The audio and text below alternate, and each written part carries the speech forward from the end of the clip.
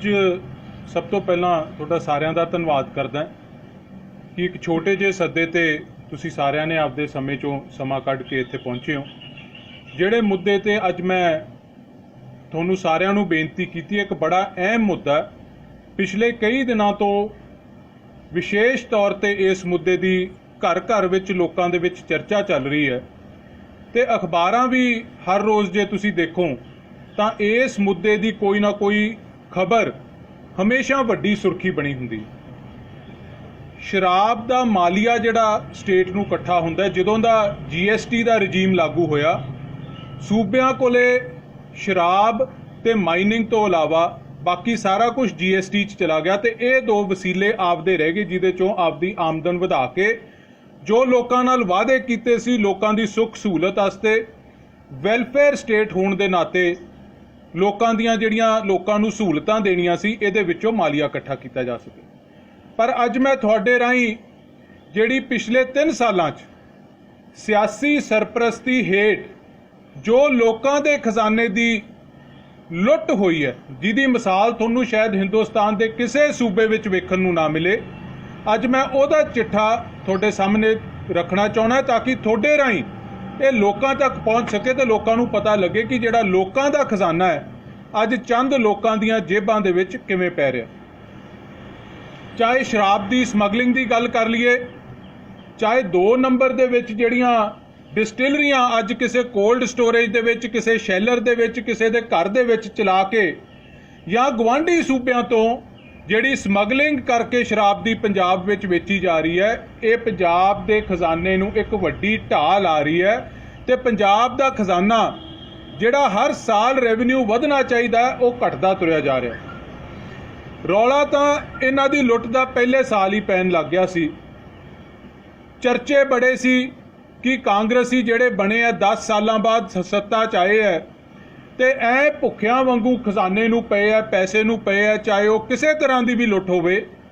ਪਰ ਜਿਹੜੀ ਬਿੱਲੀ ਥੈਲਿਓਂ ਬਾਹਰ ਉਦੋਂ ਹੋਈ ਜਦੋਂ ਪਿਛਲੇ ਦਿਨੀ ਤੁਸੀਂ ਵੀ ਸਾਰਿਆਂ ਨੇ ਪੜ੍ਹਿਆ ਹੋਣਾ ਕਿ ਪੰਜਾਬ ਦੀ ਕੈਬਨਿਟ ਦੀ ਇੱਕ ਮੀਟਿੰਗ ਹੋਈ ਜਿਹਦੇ 'ਚ ਐਕਸਾਈਜ਼ ਪਾਲਿਸੀ ਇਸ ਸਾਲ ਦੀ ਪਾਸ ਕਰਨ ਵਾਸਤੇ ਚੀਫ ਸੈਕਟਰੀ ਲੈ ਕੇ ਆਏ। ਉੱਥੇ ਜਦੋਂ ਰੌਲਾ ਪਿਆ ਤੇ ਮੰਤਰੀਆਂ ਨੇ ਕਿਹਾ ਕਿ ਜਿਹੜੀ ਐਕਸਾਈਜ਼ ਪਾਲਿਸੀ ਤੁਸੀਂ ਲੈ ਕੇ ਆਏ ਹੋ ਇਹ ਠੀਕ ਨਹੀਂ ਹੈ, ਇਹਦੇ ਨਾਲ ਰੈਵਨਿਊ ਨਹੀਂ ਆ ਰਿਹਾ। ਮਕਸਦ ਤਾਂ ਉਹਨਾਂ ਦਾ ਆਪਦਾ ਠੇਕੇਦਾਰਾਂ ਉੱਤੇ ਭਾਅ ਵਧਾਉਣ ਦਾ ਸੀ, ਪਰ ਚੀਫ ਸੈਕਟਰੀ ਨੇ ਬੜੀ ਦਲੇਰੀ ਨਾਲ, ਮੈਂ ਉਸ ਅਫਸਰ ਨੂੰ ਵੀ ਵਧਾਈ ਦਿੰਦਾ ਕਿ ਸਾਰੀ ਕੈਬਨਿਟ, ਸਮੁੱਚੀ ਕੈਬਨਿਟ ਦੇ ਸਾਹਮਣੇ ਜੁਰਅਤ ਕਰਕੇ, ਹਿੰਮਤ ਕਰਕੇ ਇਹ ਗੱਲ ਕਹੀ ਕਿ ਸਾਡੀ ਪਾਲਿਸੀ ਦੇ ਵਿੱਚ ਕੋਈ ਪ੍ਰੋਬਲਮ ਨਹੀਂ ਹੈ, ਪਾਲਿਸੀ ਕਰਕੇ ਰੈਵਨਿਊ ਨਹੀਂ ਘਟਦਾ। ਰੈਵਨਿਊ ਘਟਦਾ ਤਾਂ ਜਿਹੜੀ ਸਿਆਸੀ ਸਰਪ੍ਰਸਤੀ ਤੁਸੀਂ ਸ਼ਰਾਬ ਦੇ ਠੇਕੇਦਾਰਾਂ ਨੂੰ, ਸ਼ਰਾਬ ਦੇ ਸਮਗਲਰਾਂ ਨੂੰ 2 ਨੰਬਰ ਦਾ ਧੰਦਾ ਕਰਨ ਵਾਸਤੇ ਦਿੰਦੇ ਹੋ, ਉਸ ਕਾਰਨ ਸ਼ਰਾਬ ਦਾ ਮਾਲੀਆ ਜਿਹੜਾ ਖਜ਼ਾਨੇ 'ਚ ਜਾਣਾ ਉਹ ਘਟਦਾ ਜਾ ਰਿਹਾ। ਇਹ ਗੱਲਾਂ ਮੈਂ ਨਹੀਂ ਕਹਿ ਰਿਹਾ, ਇਹ ਨਿੱਤ ਅਖਬਾਰਾਂ 'ਚ ਆਉਂਦੀਆਂ ਰਹੀਆਂ। ਉਸ ਦਿਨ ਟ੍ਰਿਬਿਊਨ ਅਖਬਾਰ ਨੇ ਫਰੰਟ ਪੇਜ ਤੇ ਇਹ ਖਬਰ ਛਾਪੀ ਕਿ it was illegal sale of liquor that triggered face of. मैं ज़्यादा लंबी ना पढ़ा। Sources said the trouble began when the ministers accused the top officer, मतलब chief secretary, for accounting for the mounting losses. He in turn is said to have replied that the main reasons for the low revenue were liquor smuggling and unaccounted for sale across the state, allegedly involving Congress leaders. So ਉਹਨੇ ਸਾਫ਼ ਕਾਂਗਰਸ ਦੇ ਜਿਹੜੀ leadership ਹੈ ਉੱਥੇ cabinet 'ਚ ਬੈਠੀ, ਉਹਨਾਂ ਦੇ ਮੂੰਹ ਤੇ ਕਹਿਤਾ ਕਿ ਤੁਸੀਂ ਜਿਹੜੀ ਸ਼ਰਾਬ ਦੀ ਸਮਗਲਿੰਗ ਕਰਾਉਣੇ ਹੋ, ਤੁਸੀਂ ਜਿਹੜੀ ਸ਼ਰਾਬ ਦੀਆਂ ਇਲੀਗਲ ਫੈਕਟਰੀਆਂ ਚਲਾਉਣੇ ਹੋ, ਇਸ ਕਾਰਨ ਪੰਜਾਬ ਦਾ ਮਾਲੀਆ ਘਟ ਰਿਹਾ, ਕੋਈ ਸਾਡੇ ਕਾਰਨ ਨਹੀਂ ਘਟ ਰਿਹਾ। ਜੇ ਹੁੰਦੇ ਤਾਂ ਸਾਰੇ ਮਿਨਿਸਟਰ ਉੱਥੇ ਕਹਿੰਦੇ ਕਿ ਇਹ ਸਾਡੇ ਤੇ ਇਲਜ਼ਾਮ ਲਾ ਰਿਹਾ, ਬੜਾ ਗੰਭੀਰ ਇਲਜ਼ਾਮ ਹੈ। ਸਟੇਟ ਦਾ ਸਭ ਤੋਂ ਸੀਨੀਅਰ ਮੋਸਟ ਆਫਿਸਰ ਕੈਬਨਿਟ ਤੇ ਇਲਜ਼ਾਮ ਲਾ ਰਿਹਾ, ਇਹਦੀ ਜਾਂਚ ਕਰੋ। ਜੇ ਇਹਦੇ ਜਿਹੜੇ ਇਹਦੇ ਇਲਜ਼ਾਮ ਹੈ ਉਹ ਸੱਚ ਨਿਕਲਣ ਤਾਂ ਸਾਡੇ ਤੇ ਕਾਰਵਾਈ ਹੋਵੇ, ਨਹੀਂ ਤਾਂ ਇਹਦੇ ਤੇ ਬਣਦੀ ਕਾਰਵਾਈ ਹੋਵੇ। ਇਹ ਨਹੀਂ ਕੀਤਾ ਕਿ ਉੱਠ ਕੇ ਕੈਬਨਿਟ 'ਚੋਂ ਚਲੇ ਗਏ ਤੇ ਅਗਲੇ ਦਿਨ ਆ ਕੇ ਸਾਰੇ ਚੀਫ ਸੈਕਟਰੀ ਤੇ ਪੈ ਗਏ ਕਿ ਅਸੀਂ ਤਾਂ ਇਹਦੇ ਨਾਲ ਮੀਟਿੰਗ 'ਚ ਹੀ ਨਹੀਂ ਬਹਿਣਾ। ਇੱਕ ਅੰਗਰੇਜ਼ੀ ਦੀ ਕਹਾਵਤ ਹੈ, ਸ਼ੂਟਿੰਗ ਦ ਮੈਸੇਂਜਰ। ਜਦੋਂ ਕੋਈ ਗੱਲ ਚੰਗੀ ਨਾ ਲੱਗੇ ਜਿਹੜਾ ਹੋਕਾ ਦੇਣ ਵਾਲਾ ਉਹਦੇ ਮਗਰ ਪੈ ਜਾਓ, ਉਹਨੂੰ ਠੋਕਣ ਤੇ ਹੋ ਜਾਓ ਕਿ ਇਹਦਾ ਮੂੰਹ ਬੰਦ ਕਰਾਓ। ਉਹ ਕੋਸ਼ਿਸ਼ ਕੀਤੀ ਇਹਨਾਂ ਨੇ। ਉਸ ਤੋਂ ਬਾਅਦ ਜਦੋਂ ਉਹਨੇ ਐਕਸਪੋਜ਼ ਕੀਤਾ ਸਾਰਾ ਕੁਝ, ਤੇ ਲੁੱਟ ਕੋਈ ਛੋਟੀ ਨਹੀਂ ਉਹਨੇ ਕਿਹਾ, ਲੁੱਟ ਬਹੁਤ ਵੱਡੀ ਸੀ। ਹਜ਼ਾਰਾਂ ਕਰੋੜਾਂ ਦੀ ਲੁੱਟ। ਮੈਂ ਇੱਕ ਸੈਕਿੰਡ, ਕਿਉਂਕਿ ਕਈ ਵਾਰੀ ਜਦੋਂ ਆਪਾਂ ਸਿਰਫ ਅੰਕੜਿਆਂ ਨਾਲ ਗੱਲ ਕਰੀਏ ਉਹ ਕਈ ਵਾਰੀ ਸਮਝ ਨਹੀਂ ਆਉਂਦੀ ਲੋਕਾਂ ਨੂੰ, ਕਿਉਂਕਿ ਜਿਹੜੇ ਦੇਖਣ ਵਾਲੇ, ਜਦੋਂ ਤੁਸੀਂ ਕੋਈ ਵਿਜ਼ੂਅਲ ਦਿਖਾਉਣੇ ਹੋ ਉਹ ਉਦੋਂ ਬਿਹਤਰ ਤਰੀਕੇ ਨਾਲ ਸਮਝ ਆ ਜਾਂਦਾ। ਮੈਂ ਇੱਕ ਚਾਰਟ ਬਣਾਇਆ ਸੀ 2002 ਤੋਂ ਲੈ ਕੇ 2020 ਤੱਕ, ਜਦੋਂ ਕੈਪਟਨ ਸਾਹਿਬ ਪਹਿਲੀ ਸਰਕਾਰ 'ਚ ਆਏ ਤੇ ਜਦੋਂ ਹੁਣ ਆ 2020 'ਚ ਇਹਨਾਂ ਦੀ ਸਰਕਾਰ ਹੈ, ਵਿੱਚ 10 ਸਾਲ ਦਾ ਅਕਾਲੀ ਦਲ ਦਾ ਰਾਜ। ਐਕਸਾਈਜ਼ ਦਾ ਰੈਵਨਿਊ 5 ਸਾਲ ਕੈਪਟਨ ਸਾਹਿਬ ਦੇ ਪਹਿਲੇ, ਫਿਰ 10 ਸਾਲ ਅਕਾਲੀ ਦਲ ਦੇ ਤੇ 3 ਸਾਲ ਹੁਣ, ਉਹ ਕਿਵੇਂ ਵਧਿਆ ਜਾਂ ਘਟਿਆ, ਮੈਂ ਇੱਕ ਸੈਕਿੰਡ ਤੁਹਾਨੂੰ ਇਸ ਚਾਰਟ ਤੇ ਦਿਖਾਉਣੀ ਚਾਹੁੰਦਾ। 2002-03 ਚ ਕੈਪਟਨ ਸਾਹਿਬ ਸਰਕਾਰ ਚ ਆਏ ਤੇ ਪਹਿਲੇ ਸਾਲ ਮਾਲੀਆ ਸੀ 1428 ਕਰੋੜ ਰੁਪਏ। ਆ ਤੁਹਾਡੇ ਸਾਹਮਣੇ ਹੈ। 1428 ਕਰੋੜ ਤੋਂ ਘਟ ਕੇ 5 ਸਾਲਾਂ ਚ 1367 ਕਰੋੜ ਰਹਿ ਗਿਆ ਜਦੋਂ ਇਹਨਾਂ ਨੇ ਸਰਕਾਰ ਛੱਡੀ। ਇਤਿਹਾਸ 'ਚ ਇਹ ਵੀ ਕਈ ਇਤਿਹਾਸ ਰਚ ਕੇ ਜਾਣਗੇ ਕਿ ਮਾਲੀਆ ਵਧਣ ਦੀ ਬਜਾਏ ਘਟ ਰਿਹਾ ਤੇ ਇਹਨਾਂ ਦੀ ਐਵਰੇਜ ਗਰੋਥ ਆਈ 0.49%, ਜਿਸ ਔਸਤ ਤੇ ਵਧਿਆ ਔਸਤਨ ਗਰੋਥ ਜਿਹੜੀ ਸੀ 0.49%। ਫਿਰ ਅਕਾਲੀ ਦਲ ਦੀ ਸਰਕਾਰ ਆਈ 2007 ਚ 1367 ਤੋਂ ਚੱਕ ਕੇ ਆ ਤੁਸੀਂ ਵੇਖੋ ਗ੍ਰਾਫ ਵਧਦਾ 10 ਸਾਲਾਂ ਚ 4806 ਕਰੋੜ, 1300 ਤੋਂ ਲੈ ਕੇ ਤਕਰੀਬਨ 5000 ਕਰੋੜ ਰੁਪਏ ਤੱਕ ਮਾਲੀਆ ਪੰਜਾਬ ਦੀ ਰੈਵਨਿਊ ਦਾ, ਐਕਸਾਈਜ਼ ਦਾ ਸ਼੍ਰੋਮਣੀ ਅਕਾਲੀ ਦਲ ਦੀ ਸਰਕਾਰ ਨੇ ਰਿਕਾਰਡ ਵਾਧਾ 10 ਸਾਲਾਂ ਚ ਕੀਤਾ ਤੇ ਐਵਰੇਜ ਗਰੋਥ ਆਈ 13.83% ਹਰ ਸਾਲ। ਕਿਸੇ ਸਾਲ 20% ਵੀ ਸੀ, ਕਿਸੇ ਸਾਲ 8% ਵੀ ਸੀ। ਸੋ ਐਵਰੇਜ ਜਿਹੜੀ ਔਸਤਨ ਵਾਧਾ ਸੀ 13.83%। ਫਿਰ 4806 ਤੇ ਅਕਾਲੀ ਦਲ ਨੇ ਛੱਡਿਆ ਤੇ 3 ਸਾਲਾਂ ਚ 4700 ਤੋਂ 5000 ਹੁੰਦਾ ਹੋਇਆ 3 ਸਾਲਾਂ ਚ 5200 ਕਰੋੜ ਰੁਪਏ ਤੇ ਆ ਕੇ ਅੱਜ ਇਹ ਖੜ ਗਿਆ। 3 ਸਾਲਾਂ ਚ ਵੇਖੋ ਜਿੱਥੇ ਜੇ ਛੱਡਿਆ ਸੀ ਤਕਰੀਬਨ 2.86% ਦਾ ਵਾਧਾ ਹੋਇਆ।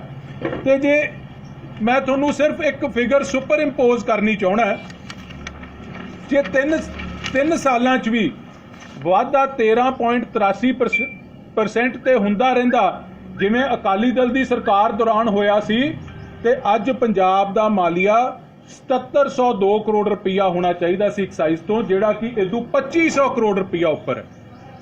ਉਹ 2500 ਕਰੋੜ ਰੁਪਈਆ ਲੋਕਾਂ ਦੇ ਖਜ਼ਾਨੇ 'ਚ ਜਾਂਦਾ, ਪੰਜਾਬ ਦੇ ਖਜ਼ਾਨੇ 'ਚ ਜਾਂਦਾ ਤੇ ਵੈਲਫੇਅਰ ਵਾਸਤੇ, ਗਰੀਬ ਵਾਸਤੇ, ਮਜ਼ਦੂਰ ਵਾਸਤੇ, ਕਿਸਾਨ ਵਾਸਤੇ, ਛੋਟੇ ਦੁਕਾਨਦਾਰ ਵਾਸਤੇ, ਵਪਾਰੀ ਵਾਸਤੇ ਸਹੂਲਤਾਂ ਦੇ ਸਕਦੇ। ਪਰ ਇਹ ਮੈਂ ਤੁਹਾਨੂੰ ਇਹ ਦੱਸਣੀ ਚਾਹੁੰਦਾ, ਤੁਸੀਂ ਵੀ ਜਾਣਦੇ ਹੋ, ਕਈ ਤੁਹਾਡੇ ਚੋਂ ਵੀ ਮਾੜੀ ਮੋਟੀ ਲਾ ਲੈਂਦੇ ਹੋਣੇ ਆ, ਸ਼ਰਾਬ ਦੇ ਰੇਟ ਵੱਧਦੇ ਗਏ 3 ਸਾਲ, ਸ਼ਰਾਬ ਦੀ ਵਿਕਰੀ ਵੱਧਦੀ ਗਈ 3 ਸਾਲ, ਰੇਟ ਵੱਧ ਰਹੇ ਹੈ, ਵਿਕਰੀ ਵੱਧ ਰਹੀ ਹੈ ਤੇ ਮਾਲੀਆ ਕਿਵੇਂ ਘਟ ਰਿਹਾ, ਇਹ ਮੈਨੂੰ ਸਮਝ ਨਹੀਂ ਆਈ। ਪੈਸਾ ਆ ਰਿਹਾ ਸ਼ਰਾਬ ਚੋਂ, ਫਰਕ ਸਿਰਫ ਇਹ ਹੈ ਕਿ ਜਾ ਕਿੱਥੇ ਰਿਹਾ।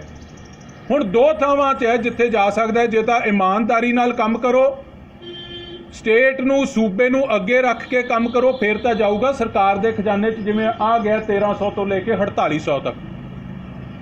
ਇਹਨਾਂ ਨੇ ਕੀ ਕੀਤਾ, ਸੂਬੇ ਦੇ ਖਜ਼ਾਨੇ 'ਚ ਪੈਸਾ ਜਾਣ ਦੀ ਬਜਾਏ ਇਹ ਚੰਦ ਕਾਂਗਰਸੀਆਂ ਦੀਆਂ ਜੇਬਾਂ ਦੇ ਵਿੱਚ ਖਜ਼ਾਨਾ ਜਾਣ ਲੱਗ ਗਿਆ, ਜਿਹੜਾ ਰੈਵਨਿਊ ਇਕੱਠਾ ਹੁੰਦਾ ਸੀ। ਹੁਣ ਸ਼ਰਾਬ, ਮੈਂ ਨਹੀਂ ਕਹਿ ਰਿਹਾ, ਆ ਅਜੀਤ ਅਖਬਾਰ ਹੈ ਤੁਹਾਡੇ ਸਾਹਮਣੇ, ਫਰੰਟ ਪੇਜ ਤੇ ਹੀ ਇਹਨਾਂ ਨੇ ਲਾਈ, ਸਰਦਾਰ ਮੇਜਰ ਸਿੰਘ ਦੀ ਸਟੋਰੀ ਹੈ ਤੇ ਬੜੀ ਕਲੀਅਰਲੀ ਲਿਖਿਆ। ਮੈਂ ਬੜੀ ਸ਼ਾਰਟ 'ਚ ਤੁਹਾਨੂੰ ਦੱਸ ਦਿੰਦਾ ਕਿ ਕਰਫਿਊ ਦੌਰਾਨ ਖੁੱਲੇ ਵਰਤੇ ਸ਼ਰਾਬ ਦੇ ਗੱਫੇ।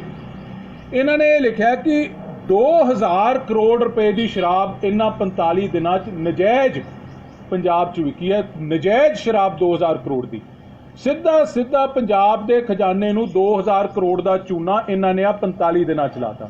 ਤੇ ਅੱਗੇ ਕੀ ਲਿਖਦੇ ਆ ਇਹ, ਚਰਚਾ ਇਹ ਵੀ ਹੈ ਕਿ ਨਜਾਇਜ਼ ਰੇਤੇ ਦੇ ਕਾਰੋਬਾਰ ਕਰਨ ਵਾਲੇ ਹਕੂਮਤੀ ਪਾਰਟੀ ਦੇ ਵਿਧਾਇਕ ਜਿਉਂ ਹੀ ਇਸ ਧੰਦੇ ਤੋਂ ਵਿਹਲੇ ਹੋਏ ਤਾਂ ਨਜਾਇਜ਼ ਸ਼ਰਾਬ ਦਾ ਧੰਦਾ ਉਹਨਾਂ ਨੂੰ ਖੂਬ ਰਾਸ ਆ ਗਿਆ ਤੇ ਕਰੋਨਾ ਸੰਕਟ ਵਿੱਚ ਵੀ ਉਹ ਕਮਾਈ ਕਰ ਗਏ। ਤੁਸੀਂ ਇਹ ਵੇਖੋ, ਸ਼ਰਮ ਦੀ ਗੱਲ ਹੈ, ਕਰੋਨਾ ਜਿੱਥੇ ਇੱਕ ਮਾਨਵਤਾ ਦੀ ਜੰਗ ਸਾਰੇ ਲੜ ਰਹੇ ਸੀ, ਜਿੱਥੇ ਜਾਨਾਂ ਬਚਾਉਣ ਦੀ ਗੱਲ ਸੀ, ਉੱਥੇ ਇਹਨਾਂ ਨੂੰ ਉਸ ਗੱਲ ਦੀ ਚਿੰਤਾ ਨਹੀਂ ਸੀ ਕਿ ਸਾਡੇ ਸੂਬੇ ਦੇ ਲੋਕ ਕਿਵੇਂ ਬਚਣ। ਜਿਹੜੇ ਲੋਕ ਸਾਡੇ ਸੂਬੇ 'ਚੋਂ ਸੂਬੇ ਦੇ ਲੋਕ ਬਾਹਰੋਂ ਆ ਰਹੇ ਹੈ, ਜਿਵੇਂ ਹਜ਼ੂਰ ਸਾਹਿਬ ਤੋਂ ਸਾਡੇ ਭੈਣ ਭਰਾ ਆਏ ਸੀ, ਇਹ ਨਹੀਂ ਸੀ ਇਹਨਾਂ ਨੂੰ ਫਿਕਰ ਕਿ ਉਹਨਾਂ ਦੀ ਰਹਿਣ ਦੀ ਸਹੂਲਤ ਠੀਕ ਕੀਤੀ ਜਾਵੇ, ਉਹਨਾਂ ਨੂੰ ਇਲਾਜ ਚੰਗਾ ਮਿਲੇ।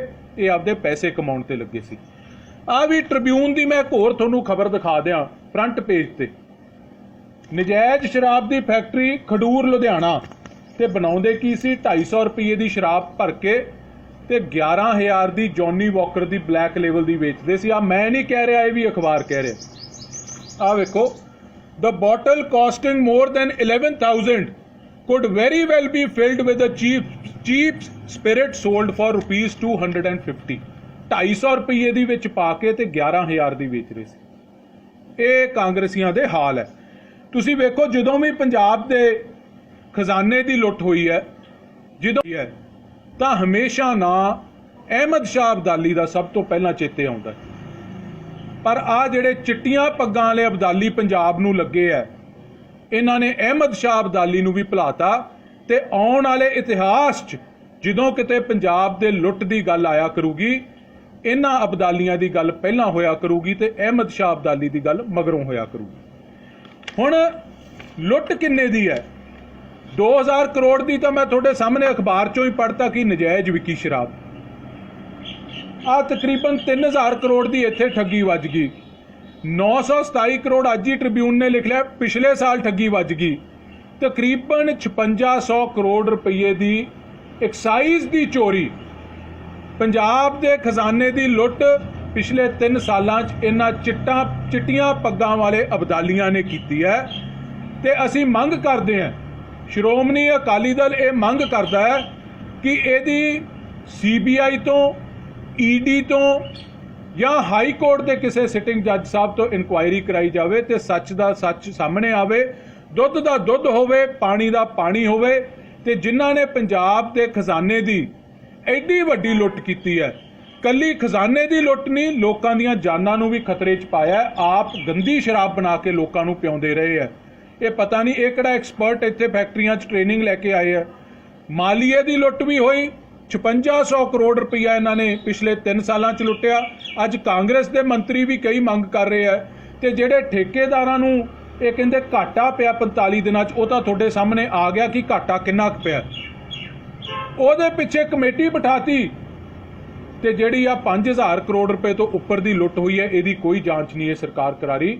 ਇਹ ਸਾਰਾ ਕੁਝ ਮੈਂ ਤੁਹਾਡੇ ਸਾਹਮਣੇ ਰੱਖਣਾ ਚਾਹੁੰਦਾ ਸੀ ਤਾਂ ਕਿ ਪੰਜਾਬ ਦੀ ਜਨਤਾ ਦੇ ਸਾਹਮਣੇ ਇਹ ਸੱਚ ਆਵੇ। ਤੇ ਪੰਜਾਬ ਦੀ ਜਨਤਾ ਇਹਨਾਂ ਤੋਂ, ਕਿਉਂਕਿ ਹਜੇ ਤਾਂ ਇਹ ਬਾਹਰ ਹੀ ਨਹੀਂ ਨਿਕਲ ਰਹੇ, ਪਿਛਲੇ 2 ਮਹੀਨਿਆਂ ਤੱਕ ਕਿਸੇ ਕਾਂਗਰਸੀ ਦੇ ਦਰਸ਼ਨ ਹੀ ਨਹੀਂ ਹੋਏ, ਦਰਸ਼ਨ ਮਹਿੰਗੇ ਹੋ ਗਏ ਇਹਨਾਂ ਦੇ। ਇਹ ਜਦੋਂ ਵੀ ਕਿਤੇ ਲੋਕਾਂ 'ਚ ਜਾਣ, ਲੋਕ ਇਹਨਾਂ ਨੂੰ ਇਸ ਗੱਲ ਤੇ ਸਵਾਲ ਕਰਨ। ਇਹ ਅੱਜ ਐਕਸਾਈਜ਼ ਦਾ, ਆਉਣ ਵਾਲੇ ਦਿਨਾਂ 'ਚ ਕਈ ਇਹਨਾਂ ਦੇ ਚਿੱਠੇ ਖੁੱਲਣਗੇ, ਇਹਨਾਂ ਦੇ ਚਿਹਰੇ ਨੰਗੇ ਹੋਣਗੇ ਤੇ ਇਹਨਾਂ ਨੂੰ ਮੈਂ ਤੁਹਾਨੂੰ ਅੱਜ ਕਹਿ ਸਕਦਾ ਕਿ ਲੋਕਾਂ ਦੇ ਵਿੱਚ ਜਾ ਕੇ ਗੱਲ ਕਰਨੀ ਮੁਸ਼ਕਿਲ ਹੋ ਜੂਗੀ। ਇਹ ਅੱਜ ਆਹ ਮਕਸਦ ਸੀ ਤੁਹਾਨੂੰ ਲਿਆ ਕੇ ਇੱਥੇ ਬੁਲਾ ਕੇ ਲੋਕਾਂ ਤੱਕ ਇਹ ਸੱਚ ਪਹੁੰਚਾਉਣ ਦਾ, ਅੰਕੜਿਆਂ ਸਮੇਤ ਲੋਕਾਂ ਨੂੰ ਦੱਸਣ ਦਾ। ਸੋ ਜੇ ਕੋਈ ਤੁਹਾਡਾ ਸਵਾਲ ਹੈ ਤਾਂ ਕਾਈਂਡਲੀ ਤੁਸੀਂ ਇਹ ਤੋਂ ਬਾਅਦ ਕਰ ਸਕਦੇ ਹੋ।